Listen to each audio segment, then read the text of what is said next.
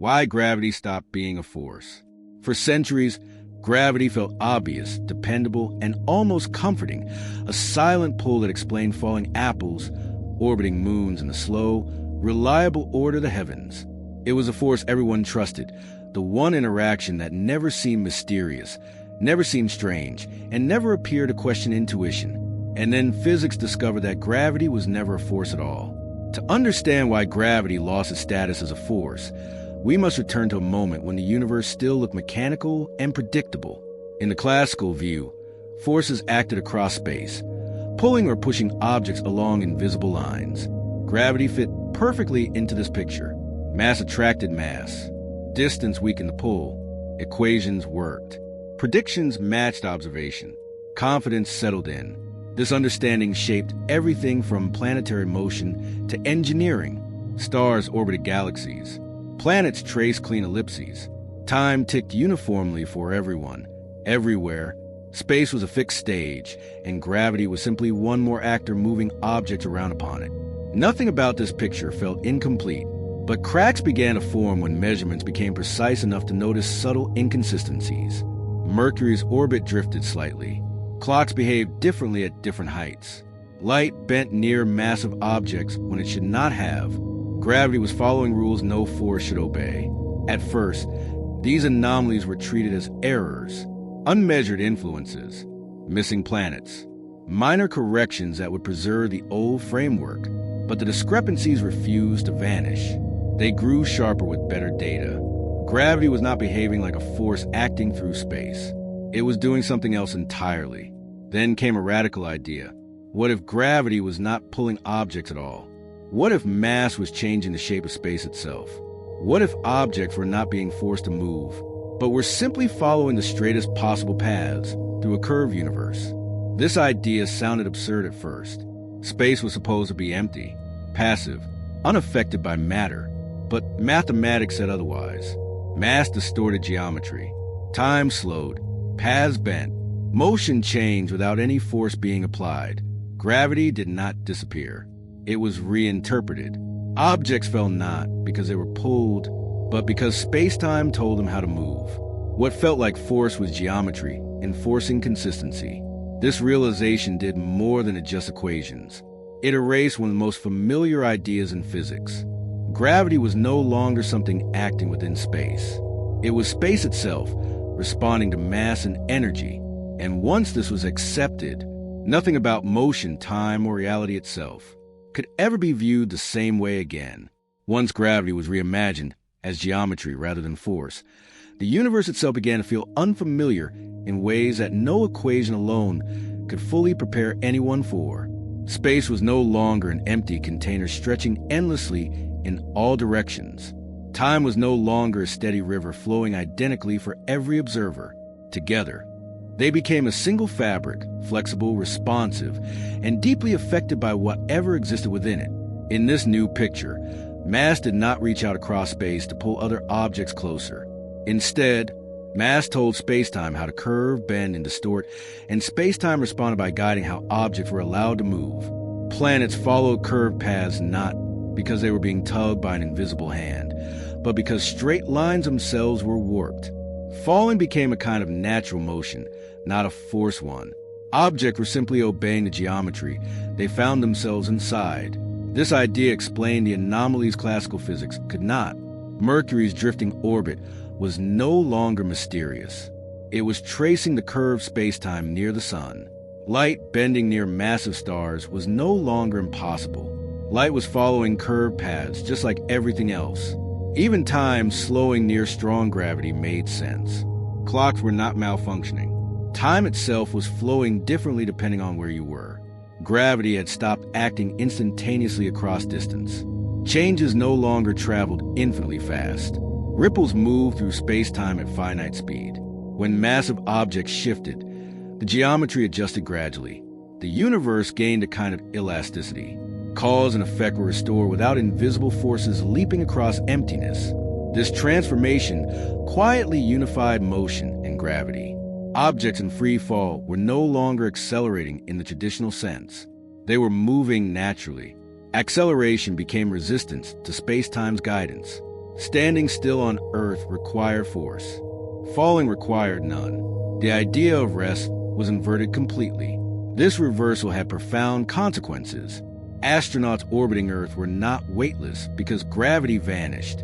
They were weightless because they were falling continuously.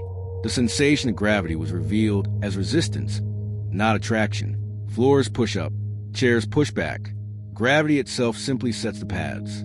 As this understanding deepened, the universe began to feel less mechanical and more relational. Nothing moved independently.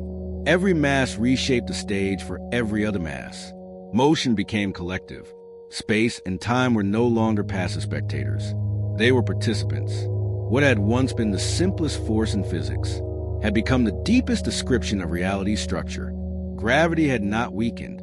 It had become fundamental. And with that shift, the universe was no longer a machine. It was a shape. This is where the conflict sharpened, because once gravity became geometry, the universe stopped being intuitive in ways that could no longer be ignored. If space-time could bend and stretch, then it could also twist, ripple, and tear. The calm picture of a gently curved cosmos gave way to something far more dynamic and unstable. Einstein's equations revealed a disturbing possibility. If enough mass or energy were compressed into a small enough region, space-time would curve infinitely, not steeply, not sharply, but catastrophically. The geometry would collapse inward on itself, creating a boundary beyond which paths no longer led back out. A black hole. This was not merely a massive object. It was a failure of geometry. Inside this region, space folded so severely that time itself was dragged inward. Paths that once led forward now pointed only toward the center. Escape was not forbidden by force. It was forbidden by structure. At first, black holes were dismissed as mathematical artifacts, absurd solutions with no physical meaning. Physics had encountered strange equations before. They usually faded with better interpretation, but black holes refused to disappear. Observations confirmed their presence. Stars orbited invisible centers. Radiation flared from empty regions. Space-time itself was announcing collapse. Then came an even stranger prediction. If space-time could ripple, those ripples could travel. When massive objects accelerated violently, waves would propagate through geometry itself. Gravitational waves, not vibrations of matter, vibrations of space and time. For a century, these waves remained hypothetical, too subtle to detect, too weak to measure. But their existence followed inevitably from gravity no longer being a force. If space-time was flexible, it could oscillate, and eventually, instruments became precise enough to hear the universe move. When gravitational waves were finally detected, the implications were undeniable. Two black holes collided billions of years ago. Space-time rang like a struck bell. The signal arrived on Earth as a tiny distortion, smaller than an atomic nucleus. Yet it carried confirmation that space itself was dynamic. This shattered the last remnants of the old worldview. Space was not static. Time was not fixed. Geometry was alive, responsive, capable of violence and calm alike. Gravity was no longer a background influence. It was a behavior of reality itself. The universe revealed itself not as a set of forces acting in emptiness, but as a constantly evolving structure, where motion, mass, and geometry were inseparable. And once that was understood, one final implication became impossible to ignore. If space-time could bend and ripple, then it could also break. The climax of this story is not a discovery, but a realization so profound that it permanently alters how reality itself is understood. Gravity did not stop being a force because physics found a better one. It stopped being a force because forces were never the right language to describe what was happening. The universe was not being pushed or pulled. It was being shaped. Once gravity was understood as geometry, motion itself took on a new meaning. Objects were no longer responding to attraction. They were following the structure laid out for them by space-time. What felt like inevitability was consistency. What felt like force was obedience to shape. The universe was not commanding motion. It was permitting it.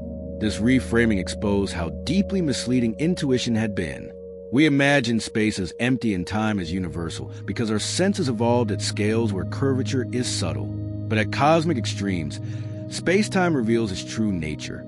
It stretches, it compresses, it flows, and it carries consequences that no force-based explanation can capture. Black holes became the ultimate proof. They are not objects pulling everything inward. They are regions where geometry itself collapses so completely that all possible paths lead one way. Nothing is dragged. Nothing is grabbed. There is simply nowhere else to go. Escape becomes meaningless, not because of power, but because of structure. This understanding also reshaped the meaning of gravity's weakness. Gravity is not weak because it is ineffective.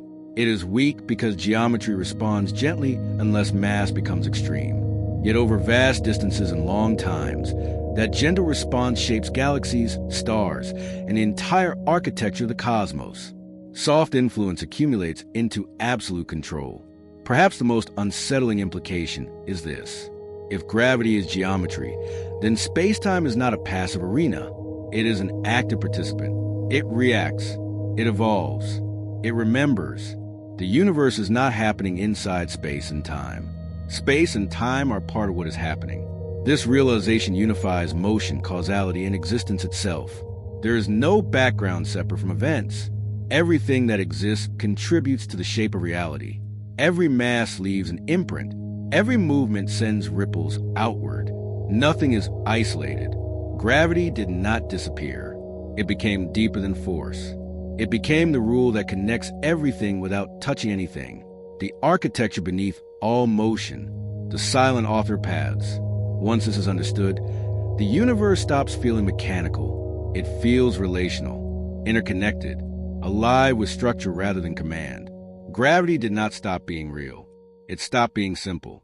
And in doing so, it revealed that reality itself is not a collection of objects in space, but a continuously evolving geometry where existence and motion are inseparable. Sometimes the smallest shift in perspective becomes the beginning of a new future. Why gravity